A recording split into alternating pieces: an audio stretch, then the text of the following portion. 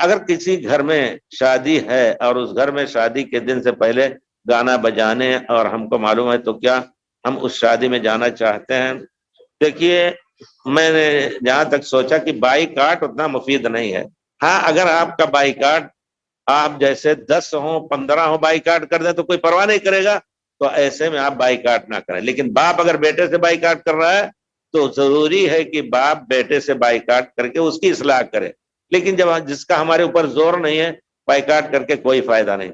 اب اگر آپ جا رہی ہیں یا جا رہے ہیں، عورتوں میں بے پردگی ہے، کیا کہ ایک ہی کو بیٹھ کے سمجھا دیں غلط ہے، ہم لوگ مسلمان ہیں، ہم لوگ کافروں کی طرح نہ رہیں، ہو سکتا ہے سمجھ میں آ جائے، جائیں، ضرور جائیں، یہ بائیکاٹ صحیح نہیں ہے۔ ہاں، اگر اپنے اوپر خطرہ ہو کہ ہم چھوٹی بچی لے کے جا رہے ہیں، وہ اس سے درس لے سکتی غلط، تب اس وقت اپنے حفاظت کے لیے نہ جائیں۔